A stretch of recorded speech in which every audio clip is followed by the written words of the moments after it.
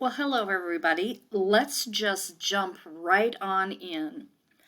So the work that I've been doing for the past couple years has really taken me into a deeper dive of the applied educational neuroscience.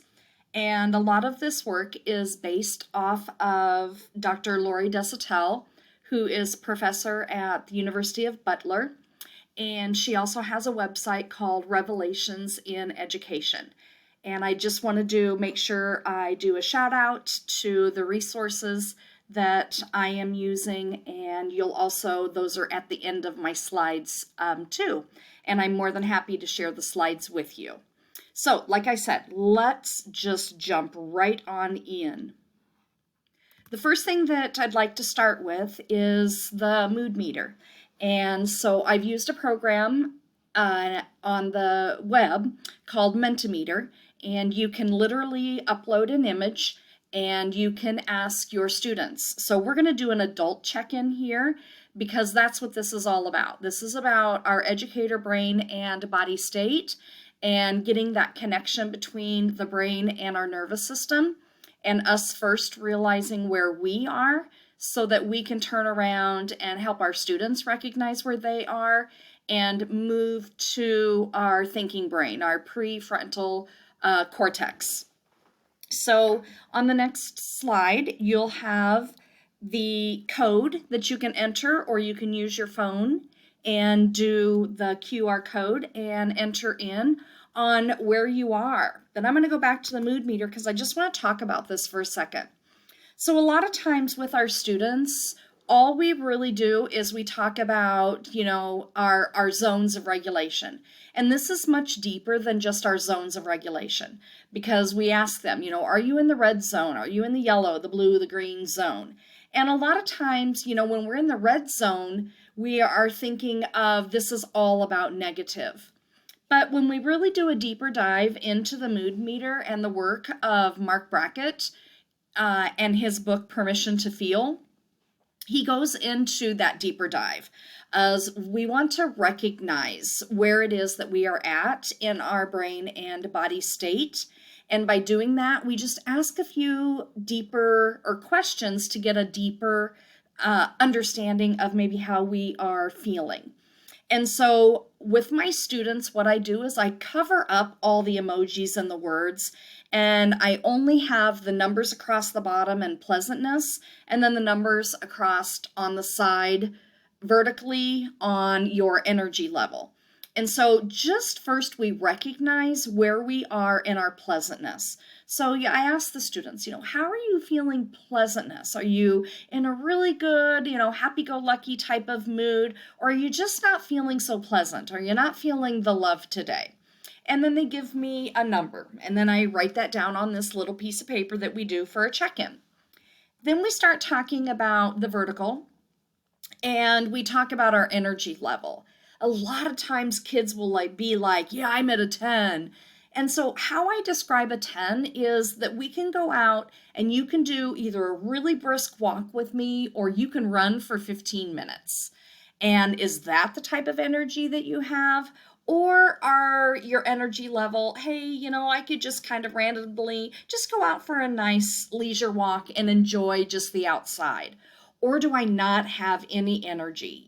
I would just like to maybe just put my head down and even take a nap. That's my energy level. So once the kiddos give me their numbers, then what I do is then I start showing them, the emojis and the words that go with that. And so I say, well, I think what I heard you say is that pleasantness, you're at maybe a 7, and your energy level is at maybe that 5. So maybe you didn't have that energy that you thought you did. And so then we start, we find where they match up and we start looking at the words around it. So do we go directly to the 7 and the 5? No, we look at the words around it. We look at the emojis that are around it, and we really try to pinpoint where they could be. So it's really interesting because a lot of times kids will tell me if I don't talk about the pleasantness and I don't talk about the energy level and they're just not feeling so well, they go to rage right away. And so I'm finding that rage really needs to be explained as a feeling and an emotion. And to be able to do that deeper dive into what that looks like and what that feels like in our brain and body state.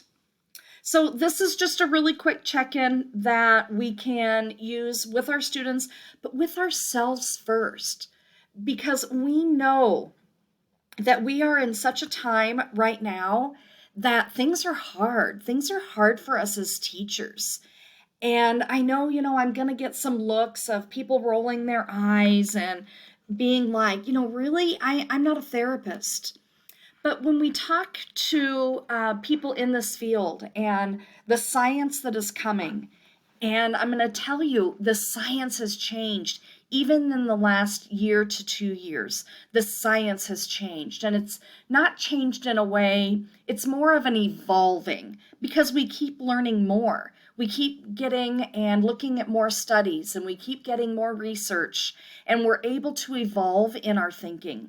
And so there's a big difference between how we went through our educational process, and if we also think about what we went through as students, we're just modeling or mirroring what we saw as a student. This is how it was with the teachers that we had. And we're doing the same thing with what we saw when we did our student teaching. And so we really haven't changed our practices or our thinking. And so now what's happening is our thinking is starting to get better, and we are evolving in that thinking. So this quote that I have here is more about, and I know some of you did the book study, What Happened to You. And so this is about, if we're thinking about trauma-informed care, we don't want to just be this poster on the wall.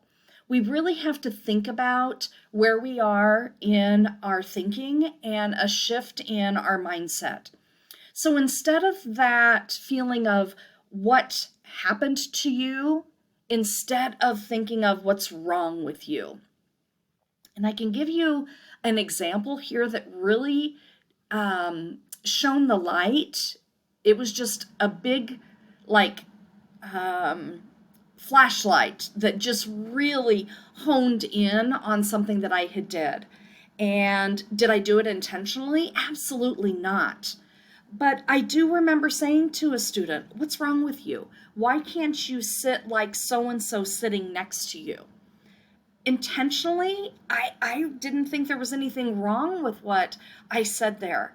But how that student internalized that was, there's something wrong with me and there's something better about the boy that Mrs. Dravis is talking about who's sitting next to me. And so if we shift that thinking and we shift our words to what happened to you, we get to that idea of, we hear people talk about skill over will or will over skill. Well, it's their will. They are choosing to behave this way.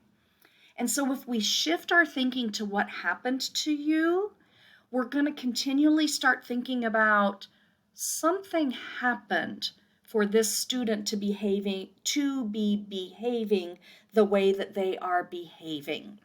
And so that's where we're coming from with this shift. And we're still going to hear people saying, but it's their will. It's them choosing to do this. But then we can just say again, well, what is the behavior that we saw? Why? Why is the student? What happened that the student is behaving in this way? So we're going to jump in to the first of the 4 pillars, and it is the educator nervous system. There are, this very first sentence, there are some people that, might not like hearing this first statement, but I want you to hear this first statement in a different way, in a different light, from a different lens. It's not about judging people and saying you did something wrong. So when we think about behavior management is about the adults. So I just want you to just soak that in. And it's not meant in you're doing something wrong. That's why it's about the adults. It's not about that. It's about those same things that I was just saying, that what we're doing is what we know. And what we know is based on the teachers that we had.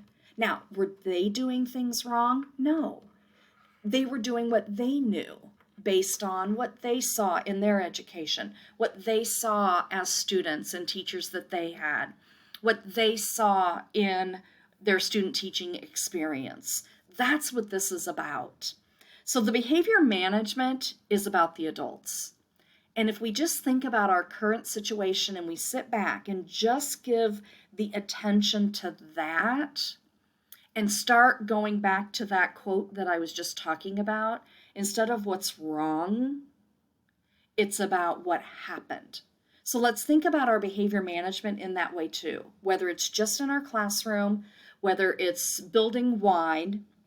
So what we want to focus in on is our brains and our bodies and how they are responding, whether we as adults, because that's where we have to start.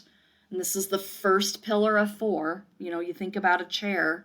What happens if you only have 3 legs on that chair? That chair's not going to stand up. That foundation's not there. And so if we can become more aware and really pay attention to our brains and our bodies and what they are saying and how our nervous system and how all of that is talking, that's called our autonomic nervous system, our ANS. Then what's going to happen is we're going to be able to be that one caring adult for a student. Because how are students going to learn about their brain and body state? It's going to be us. Whether it's us explicitly teaching it, which we should and we need to, or whether it's us modeling and the students would be mirroring after us. Because for a student to be able to be regulated, they have to see it first from an adult. So think about our kiddos when they were babies. They learn from what they see. That's what they're picking up. And so, I already made the comment about, my gosh, we're teachers, we're not therapists. So this isn't really about that. It's about how we are in our being and how our being can be transformative for kids. And do kids need some therapy? Absolutely. And how we come in as educators is we would be that support. We have a lot of kids that are showing us behaviors that we have no clue what to do with. And that's why all of this work is so important, because we know they're not getting the help that they need. And it's not because of pointing our fingers and blaming somebody. It's because we don't have the resources. And to start with the resources, we have to start with our educators first. That's where this is all coming from. If we don't step in as the educators and model brain and body state and regulating so that we can co-regulate with our kiddos, where else are they going to learn it? They're not going to. And I'll get on my soapbox because, we need to help our adult families, our parents that are working with kiddos too. And so that's where all of this is leading. So what I'd like to show you is kids and understanding and adults understanding. Let's just talk the 3 simple. This comes from Dr. Becky Baker, and it's conscious discipline.